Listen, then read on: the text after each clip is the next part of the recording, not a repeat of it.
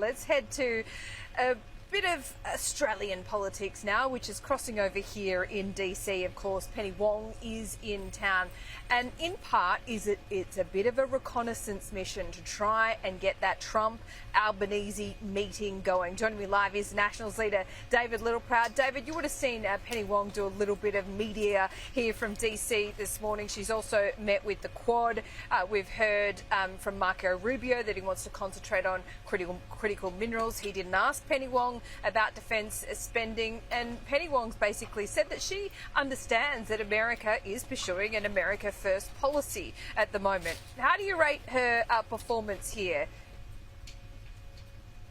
Well, look, there's a lot of diplomatic speak, but I think if you cut through this, it's been very clear, both direct and indirect messages from the White House over the last couple of months is not only to us, but to the rest of the world. He started back in February telling NATO that they needed to increase their spending per capita GDP, and what he's saying and has said about Australia is we also need to do that there is a strategic partnership, but it can't all rest with the United States.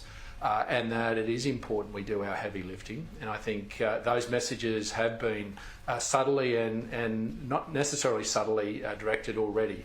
And if we don't take those cues, then we will get left behind. I don't think the Trump administration can be any clearer to the rest of the world nor Australia. It's an important strategic partnership. I respect the fact that obviously that meeting between the President and Prime Minister fell over the G7. But I think what's been clear is the Prime Minister hasn't understood the importance nor urgency of a direct meeting with President Trump. The cues for us were way back earlier this year on trade, let alone the review on AUKUS, that there should have been a direct request and a direct visit to the White House, as many other world leaders have undertaken, to actually push our case and to make sure that there was an appreciation and understanding of the strategic alliance that we hold. We just can't take anything for granted, but I do believe that the United States is a trusted partner, one that we can rely on, but we do have to do our fair share, and I think that's only reasonable. That's a reasonable request that the Trump administration has been clear to NATO countries, he's been clear to us, and I think the Quad is very important because that brings in obviously Japan and India as well into that, but AUKUS is the vehicle for Australia strategically with the UK and the US to protect ourselves, because at the moment we don't have that capacity. We're relying on Virgin pilots to let us know when there are warships in our waters. That shows that we are inadequately resourced, and our Defence Force needs to be provided the tools, the hardware to defend ourselves, but that can only come with a strategic partnership and us putting the shoulder to the wheel on it. Okay, let's look at the tariff deadline then. That is fast approaching. Let's look at our fundamentals. They're pretty good. If you're Donald Trump, you're looking at Australia, you go, yeah, they're a pretty good ally. They've been with us for the last 100 years at every war we've gone into. When it comes to a trade deficit, well, we do have a deficit with them. They run a surplus with us. We have all the critical minerals they need for their AI boom here, their defence industries.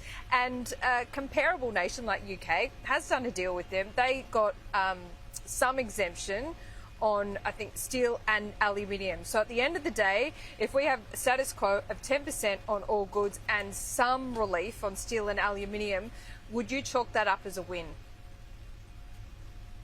Well, look, we have a more compelling case than what we did when we were in government in getting carve-outs.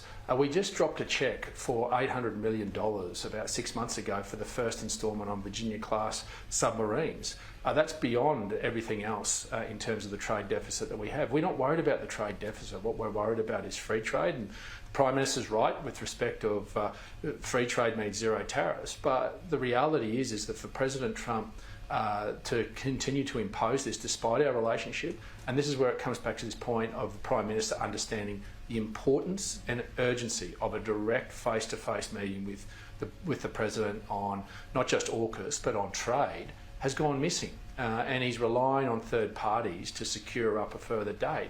I think it's important the Prime Minister understands that he has a significant role to play here in that direct relationship, in putting that compelling case to President Trump. We will do our heavy lifting, and with respect to defence, we will rely on the United States to provide us with the hardware. We're an island nation, not just with submarines, but F-35s, missiles, to make sure we send a very strong message that Australia is well equipped, not only ourselves, but with the strategic partnerships. And that's why I think, unfortunately, the Prime Minister's been missing on this and hasn't understood the importance of the relationship and understood the cues in which the Trump administration has sent to the world and has sent to Australia with respect to trade and with respect to defence.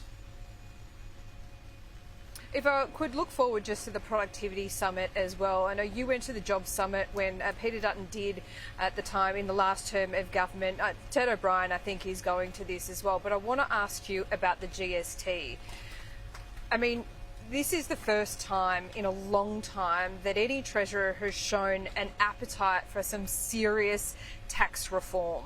And I think this is probably a golden opportunity to do it. John Howard, I mean, the GST is Howard policy. It is coalition policy. Would you embrace an increase in the GST if you saw income taxes come down, or easing on some of those inefficient taxes that have been talked about for decades? Yeah, look, I've been on the record that we are, as Nationals, very eager to be constructive, as I was with the Jobs and Skills Summit, with any proposal brought forward in terms of tax reform. We're very open to that, but it should be in totality and not just in terms of income tax, but those state taxes that flow in terms of stamp duty, very inefficient, even payroll tax, which is a tax on employment that states impose. So I think it is time for a mature conversation. I think it's the right call for Ted O'Brien to go to this summit, to be constructive. I've always wanted to be constructive. I think we have a responsibility as elected officials to put our point of view, and I think it's important we do that no matter who's in government, whether they listen or not. But I think we'll have an open mind, but you need to look at it in the totality. And I think Australians are starting to warm to it as well, more broadly, and that should give the political courage to move forward and to look at this in totality of state and federal taxes that are holding this country back. But you also need to look at the spending and your spending priorities. So it's not just about tax, it's also about spending. And that's also where I think there's been a lack of understanding and appreciation by the Albanese government that is probably forcing them politically into this, because they are spending more than they are bringing in, and they need to modernise a tax system because it can't keep pace with their spending. Well, some bipartisanship will certainly be encouraging, not just for this government, but for the Australian people as well. David, good to see you there. Where are you? You're in Queensland. I'm in Washington, DC. We'll catch up with you soon.